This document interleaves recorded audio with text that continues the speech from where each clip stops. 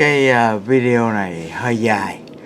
Ở đây là 7 cái loại thức ăn mình nên dùng mỗi ngày, thường ngày để có sức khỏe tốt thôi. Ông bác sĩ này đó, ông nghiên cứu và ông giải thích rất rõ rệt về cái tác dụng của thức ăn vô từng bộ phận của cơ thể như thế nào qua video mà chúng tôi gọi là cái gì đó lục phủ ngũ tạng đấy. Có nhiều người họ hỏi tôi về lục phủ, phải không? Là cái gì? Ngũ tạng là cái gì? Thì cái này đó, để tôi xin mượn cái video này để giải thích cùng quý vị, một hai người đã hỏi tôi lục phủ ngũ tạng là cái gì. Dù rằng họ đọc sách họ biết nhiều lắm, nhưng chúng tôi xin tóm tắt lại đây là lục phủ ngũ tạng, tức là lục phủ tức là tâm, lục phủ tâm can tỳ phế thận, đó là ngũ tạng. Lục phủ tức là 5 cái ngũ tạng đó, tức là 5 cái tâm can tỳ phế thận đó, nó cần những cái hóa chất nào, nó cần những cái dinh dưỡng nào để nó sống, phải không?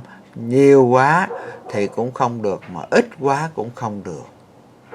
Vậy đó, thành ra mình phải ăn uống như thế nào để nó đúng cái độ lượng đó thì mình sẽ có sức khỏe tốt. Cho nên cái video này để đáp lại một số vị thức giả hỏi tôi là lục phủ ngũ tạng, không? Nhưng mà họ hỏi tôi thì tôi không dám trả lời. Nhưng mà tôi hỏi lại thì họ vừa cười vừa nói em mở sách ra coi, tại vì tôi đã đọc sách nhiều lắm rồi chứ. Và tôi hỏi lại người ta vừa nói vừa cười lục phủ ngũ tạng. Tôi chừng nhờ họ giải thích thì họ nói mở sách ra coi. Giờ tôi mù mắt rồi, tôi không thấy đường, sao mở sách ra coi. Healthiest foods you can eat. Now the question is, what makes a food healthy? But to figure that out, we must also look at what foods make us sick. And at all the things that can make us sick, as you might know already, insulin is at the top of the list. So any foods that raise insulin, because your blood sugars are now raised, would not only inhibit your health, but it's going to make you ill. Also, foods that deplete you of nutrients will make you ill as well. So we want nutrient-dense foods. We want foods that enhance nutrient absorption. It means low carb as one of the factors. Now, the two foods that don't trigger insulin, don't create an insulin response, would be fiber and fat, okay? And as far as protein goes, the leaner the protein, the higher the insulin response. In other words, on the insulin index, whey protein and very low-fat, lean protein really creates an insulin spike compared to fattier protein. So we really want a higher fat, lower protein ratio in foods if possible. And then nutrient dense. Not only do we want vitamins and minerals and trace minerals and essential fatty acids like omega-3 fatty acids, but we also would like phytonutrients, because the phytonutrients give us additional health benefits that go way beyond just the regular vitamins and minerals. So the first food on our list is sauerkraut. Okay, now what makes sauerkraut so darn healthy? Well, in 1 cup of sauerkraut, you have only 6 grams of carbs with 4.1 grams of fiber, giving you a net carb of 1.9 grams. So it's just under 2 grams of carbs for an entire cup. That's incredible. So that definitely fits the definition of low carb, high fiber, and high nutrient, because sauerkraut has the highest vitamin C of any food out there. In fact, in 1 cup of sauerkraut, there's over 700 milligrams of vitamin C. And the daily requirements that we need are only roughly around 75 milligrams. And 1 cup of sauerkraut gives us 700 milligrams. So vitamin C is very, very important in collagen, in building bone, in protecting the heart against free radical damage. It's a very powerful antioxidant. And without vitamin C, you get tired, like in scurvy, your joints fall apart, you can't build connective tissues, and so your skin becomes more wrinkled and you look older. And the thing about sauerkraut, it's a really good pre and probiotic. So it's great fiber to feed the microbes, and it's fermented, so it has a lot of friendly bacteria. The type of bacteria that can actually enhance your own bacteria. Because if we compare that to yogurt, which has probiotics, those friendly bacteria in yogurt get destroyed at the stomach level, whereas the probiotic in sauerkraut survives and it gets into the large intestine. And the other cool thing about sauerkraut is the vegetable is cabbage, and that's one of the cruciferous vegetables. And cruciferous, out of all the different vegetables, have the highest, most potent and powerful phytonutrients of all the vegetables that you could possibly eat. The unique thing about sauerkraut and cabbage is that it's very easy to digest. And if you have digestive problems, cabbage is probably going to be the best vegetable to digest. It does not produce a lot of gas like other vegetables like broccoli. It will spike something called acetylcholine, which will help you have regular bowel movements and increase digestive juices and support your brain and cognitive function. Sauerkraut is very high in lactic acid, which is beneficial to your good bacteria and not very beneficial to the bad bacteria, pathogens. So pathogens cannot exist when there's too much lactic acid. Also, sauerkraut is a really good source of vitamin K2. K2 is made by bacteria, and vitamin K2, which is also in certain fats, helps to keep the calcium out of the joint and out of the arteries and in the bone. And lastly, sauerkraut is very high in vitamin U. Now you're probably going like, what is vitamin U? I put a link down below for more information on vitamin U, but it actually is a vitamin, and it has some really cool effects on things like colitis, inflammation of the colon, great effects on ulcers. It's really good on gastritis and acid reflux and GERD and even gut inflammation. All right, number 2, arugula. Now, if you've been watching my videos, I recommend a good amount of salad every single day. And if you're going to eat salad, might as well use a green or a base of salad that has higher amounts of nutrients. And arugula fits that to a T. Arugula is one of the cruciferous vegetables. And so it has a lot of different phytonutrients.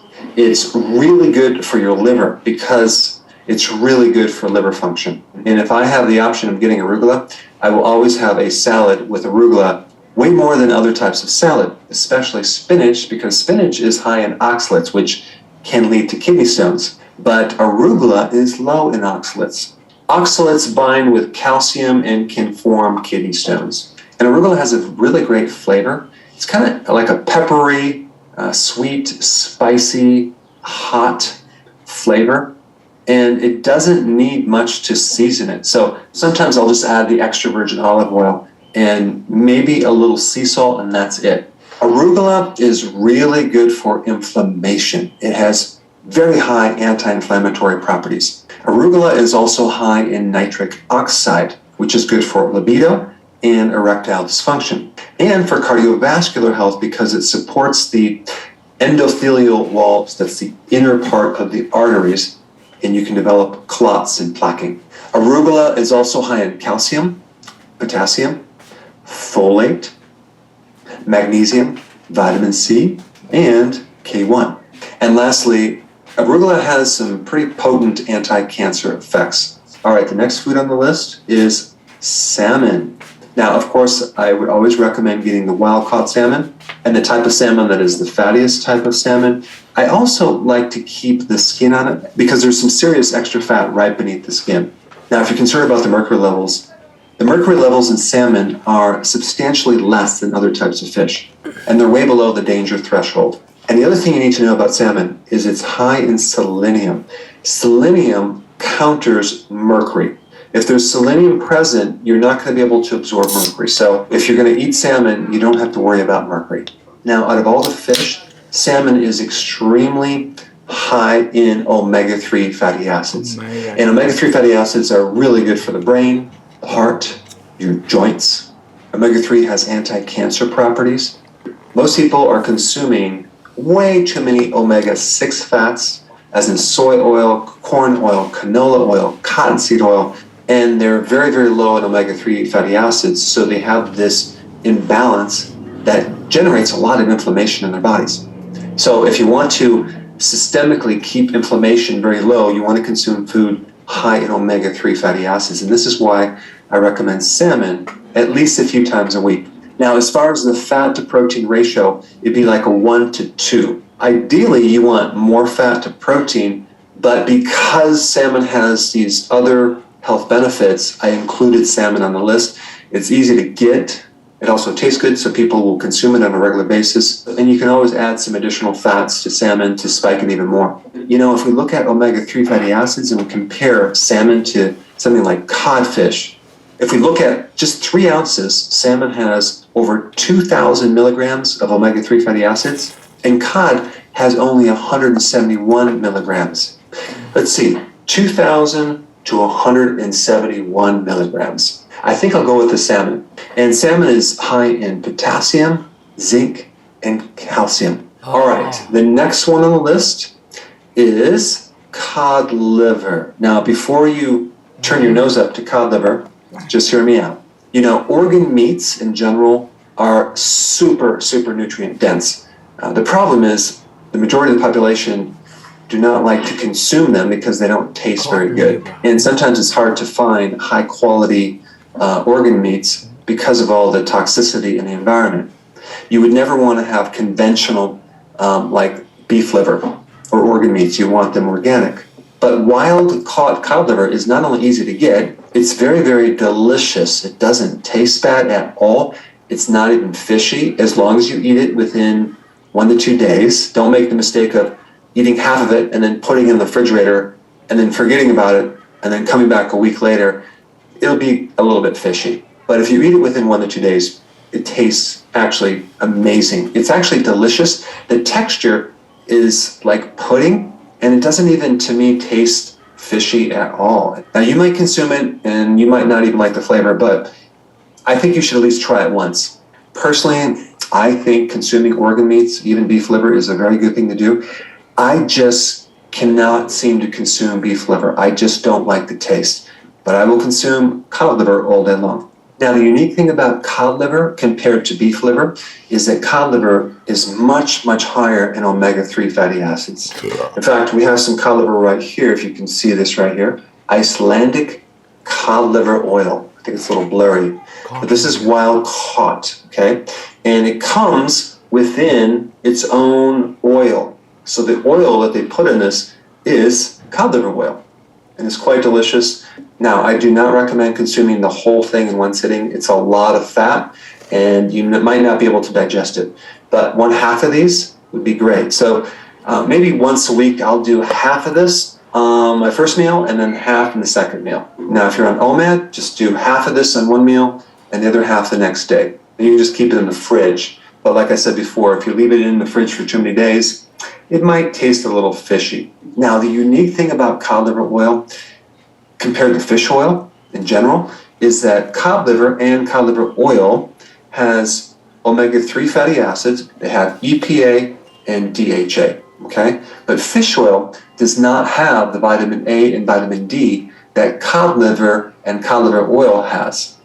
So cod liver and cod liver oil have this additional extra benefit. And vitamin A, and I'm talking about the active form of vitamin A, retinol, is essential for your eye. It's essential for the immune system. It's essential for the inner lining of your skin. I'm talking about the sinuses, the esophagus, the trachea, your lungs, and it's really good for your kidney as well. And of course, vitamin D, as most people know, is awesome for blood pressure, pain, depression, your immune system. And there's not many foods that are high in vitamin D. Now, cod liver also has vitamin K2, it has iodine, and it's loaded with B vitamins. And the cool thing about cod liver is its fat to protein ratio. It's a 5-to-1 ratio. So it has 5 times as much fat to protein. So on the insulin index, it's extremely low. It will not trigger insulin. But the more fat to protein as far as a ratio, the more ketosis you're going to be in. And if you don't actually like the cod liver, at least do the cod liver oil. Cod liver oil is one of the best things that children should consume, as well as pregnant females, because of the huge benefits on the nutrients as well as the essential fatty acids, omega-3. And one last thing, where are you going to find this? You're probably not going to find it in the grocery stores. Just do a search online, go to Amazon, do a search, and you'll find a lot of different companies. All right, the next one, and some people will disagree on this, hamburger, okay? Hamburger. Just hear me out. I'm not talking about hamburger with a bun. I'm not talking about conventional beef. I'm talking about grass-fed, organic hamburger, okay? Not lean hamburger with like 90%. That's too lean. I don't recommend that. But why would hamburger be on the list as a healthy food? I'm also looking at the practical aspects of food too. It's easy to get, it's easy to digest, you can put it in a lot of different foods, and it has some pretty good health benefits. Now, some people are going to say, well, red meat is unhealthy and blah, blah, blah. Well, that is completely false. I put a link down below if you haven't seen my video on red meat, because if you're eating high quality red meat, it doesn't cause cancer. It's not going to cause a heart problem. Grass-fed organic red meat is not like the processed meat or like you would eat a hamburger at some fast food restaurant. It's completely different. And some people have a problem digesting red meat, but they usually don't have a problem digesting hamburger. And that is usually because if you compare most steak with hamburger, hamburger has more fat. In fact, hamburger compared to steak is a 2-to-1 ratio. It's twice as fatty as its protein. And that helps keep the protein in your small intestine so the digestive juices and bile can act on it and you'll get better digestion.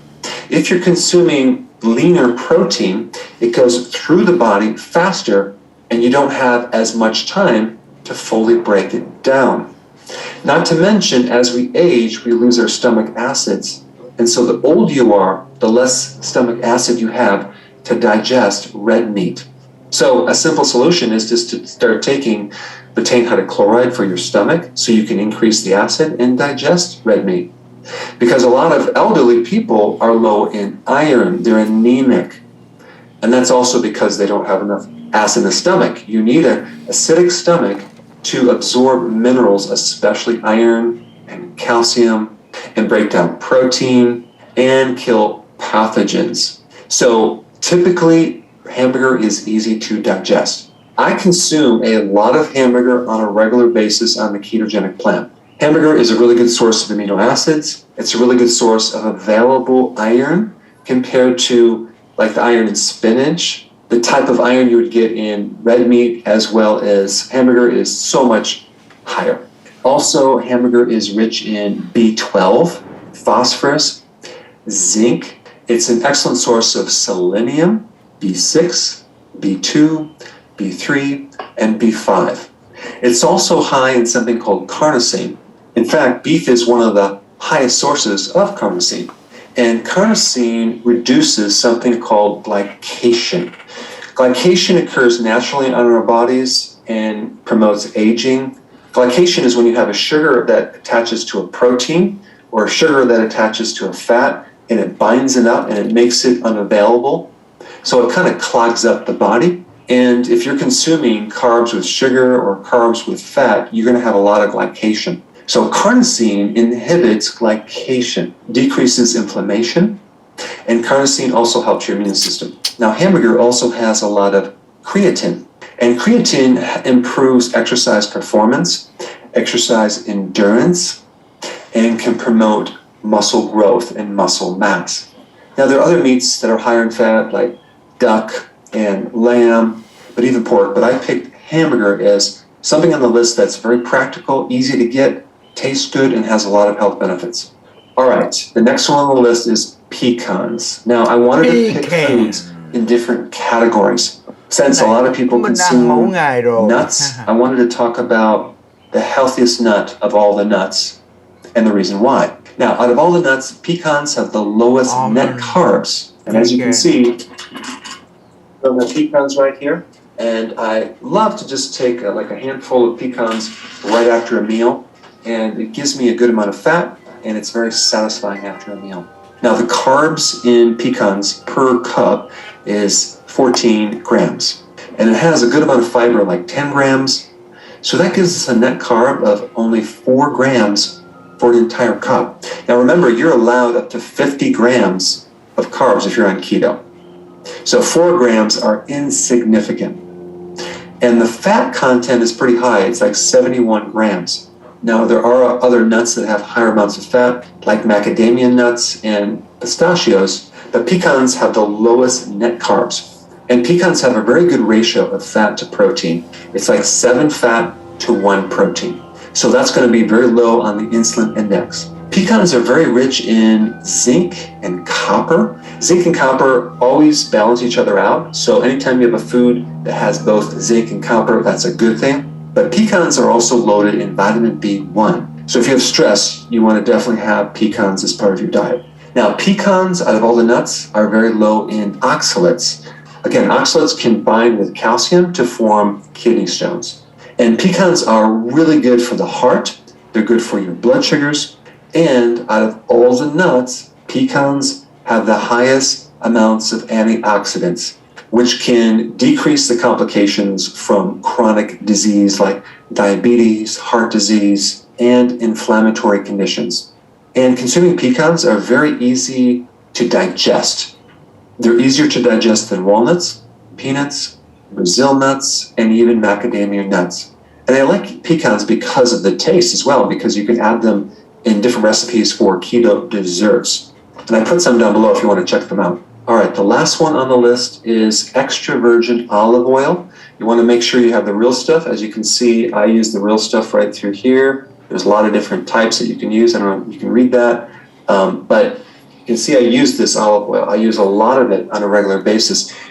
Olive oil is interesting because if you buy the cheap stuff at different grocery stores, you'll be lucky if you get the real stuff because there's so many types of fake olive oil out there that they blend other oils and it's just not the same. The real stuff has a little bite to it. It has a great aroma like fresh cut grass. It's peppery and it gives you a little tiny irritation in the back part of your throat. That's one indication to know that it's the real stuff. But I put it on my salad on a daily basis. So what's so healthy about this extra virgin olive oil? Well, it does have vitamins. It has vitamin E, it has vitamin A, it has minerals like magnesium and potassium. Now, it is a fat, so it's going to have zero effect on your insulin, which is really good, but it has significant phytonutrients. It has phytonutrients that can extend your aging. You can live longer. It supports things like telomeres, which if you have shorter telomeres, you're not going to live as long. It supports and repairs mitochondria. And if you don't already know this, cancer is a disease of the mitochondria. And anything you can do to protect, support, and repair mitochondria will give you anti-cancer benefits. Now, olive oil, as far as an anti-inflammatory and something to help relieve pain, is equivalent, if not comparable, to the effects of ibuprofen. I'll put a study down below so you can check that out. And compounds in extra virgin olive oil can reduce beta amyloids. That's that stuff that develops as plaquing in your brain when you have Alzheimer's. So it's really good for the brain and good for memory and focus and concentration. It also has some really cool effects as an anti-clotting, antimicrobial, and retinal protective. So in other words, it supports the retina of the eye, especially if someone has diabetes or high sugars or high insulin. There are certain phytonutrients in extra virgin olive oil that are 20 times more powerful than green tea. So cái tài liệu này rất là quan trọng. Sở dĩ tôi nói như thế là tại vì tùy theo sức khỏe của từng cá nhân, mình có thể nấu nướng theo những cái loại thức ăn trên, nhưng mà mình thêm những cái gia vị, những cái gì mà mình thấy nó hợp cho cái sức khỏe của mình. Chẳng hạn như tôi giúp cho lối xóm của tôi bằng cách tôi mua trà mà làm bằng cái trái kỷ tử đó, cái hột kỷ tử. Mời họ uống vô xong họ thấy bớt, họ mừng lắm. Và đây là cái loại trà mà tôi không biết sao quay đây.